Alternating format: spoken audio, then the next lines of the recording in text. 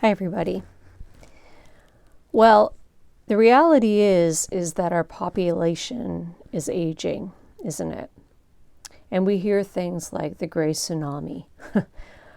And what they mean by that is that the baby boomers are aging and that large pocket of our population is moving through and aging. And it is estimated by the time we get to 2040 in the Maritimes that there will be 3 seniors for every 2 young people. That's pretty startling. And when we think about working with seniors, there's 3 things that I think that we need to keep in mind. One is loss, the second is attitude, and the third is worth. Aging is a time of loss.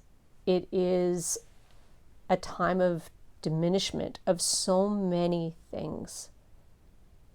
Loss of mobility. And when we think of loss of mobility, that can be from walking, that can be ability to just bend, it can be movement of our hands, it can be anything. So when we're thinking about working with someone or helping someone, we need to consider what their limitations are. And not assume, but ask them what they're comfortable with, what's easiest for them.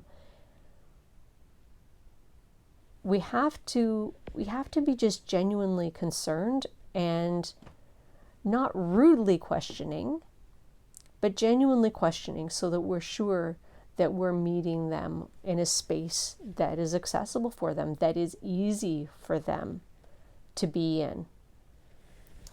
Another place of physical loss can be hearing. And hearing is a tough one because we think, well, just get a hearing aid. But the problem with a hearing aid is that it doesn't amplify just the sound that we want to hear. It amplifies all the sound, including the background noise. So choosing a place to have a conversation with someone wearing a hearing aid or has difficulty hearing and chooses not to use a hearing aid because they can be obnoxious, to be honest.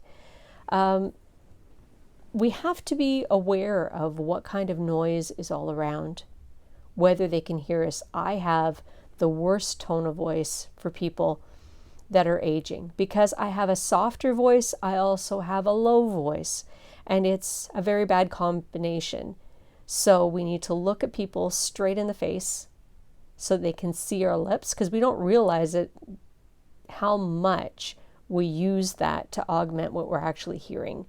So them being able to see us, but also just being kind enough to say, you know, I realize it's kind of loud here, or there's a lot of people talking here. Can you hear me okay? I know it's challenging for me. And not pointing out necessarily that it's hard just for them, but that it might be challenging for you as well. Another area where we find diminishment as we age is cognitive. And when I say that, when we start talking about the way we think, people immediately go to dementias. And while dementia is a real thing and it affects many people that are aging, it doesn't affect everybody. But one thing that is true is that it can affect short-term memory. Doesn't always, but it can. So just gentle reminders, checking in to see if the time that you chose is still suitable, if you're going to get together and do something. Just being aware that that might be a limitation, but also recognizing and not calling it dementia, because it may not be that at all. Not every senior ends up with a form of dementia. So we need to be careful that we don't confuse short-term memory loss, normal aging, appropriate short-term memory loss with dementia. There's also loss of independence. So these changes with physical ability and cognitive abilities can bring people to a place where they can no longer be in their homes.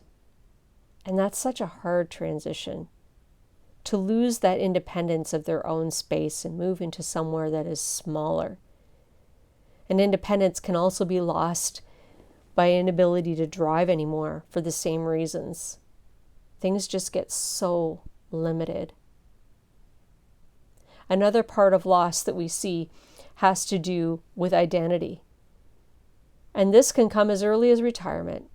Sometimes our identity gets so wrapped up in what we do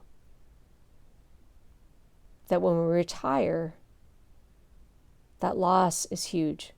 We don't know who we are anymore. That loss of identity can also come from deaths, those kinds of losses. Death of a spouse, death of children, death of siblings. I'm no longer parent. I am no longer wife. I'm no longer husband. I'm no longer sister. I'm no longer brother. There's loss of identity. We need to keep these things in mind when we're talking and working and engaging seniors. Be aware for limitations to make things easier for them, not more challenging. And also just to recognize that aging isn't easy. It isn't easy. And we need to have empathy. We need to be compassionate. Attitude. So I just mentioned being empathetic and compassionate, but there's something more that we need to recognize. Quite often we think of it as ministering or serving seniors, but we fail to remember that they have a lot to offer us too. I'm just going to read you a quote. Dr. James Houston, founder of Regent College, said, "You don't minister to seniors, you benefit from them."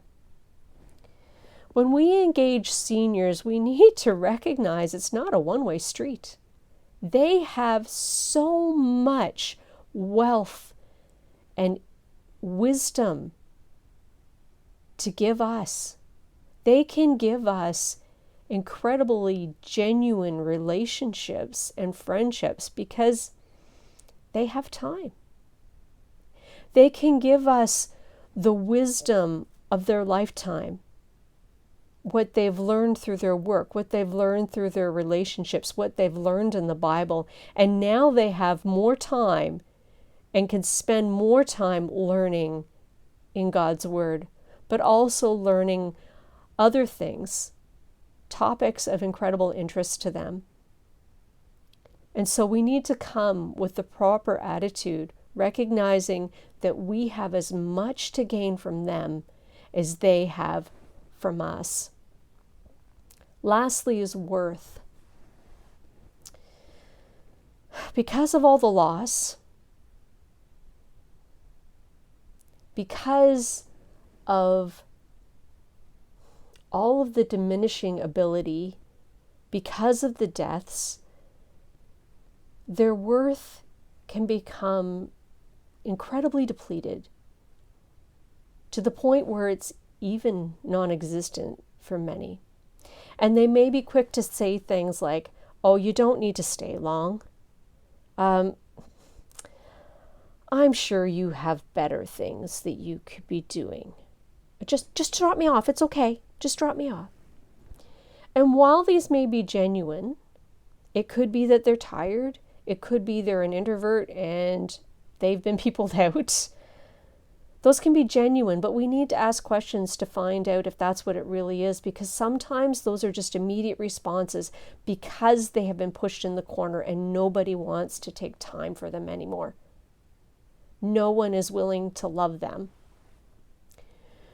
John 15:12 tells us that Jesus says, "This is my commandment, that you love one another as I have loved you. No one has greater love than this, to lay down one's life for one's friends. You are my friends if you do what I command."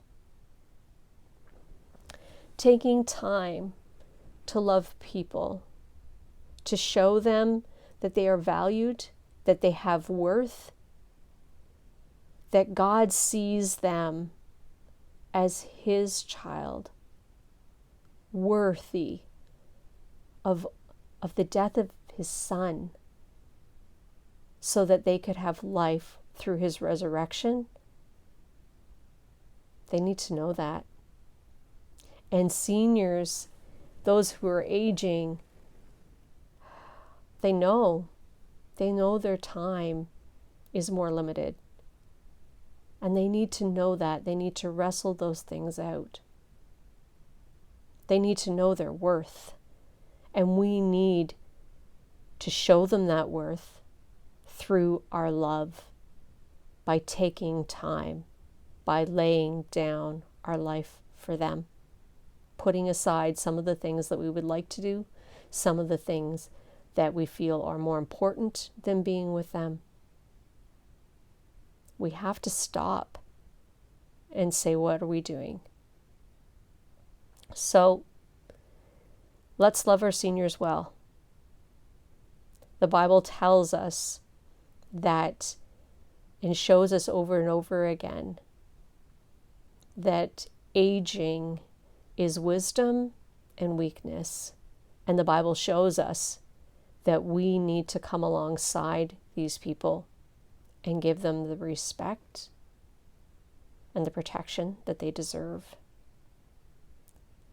Loss, attitude, and worth. Keep them in mind when you're engaging with seniors.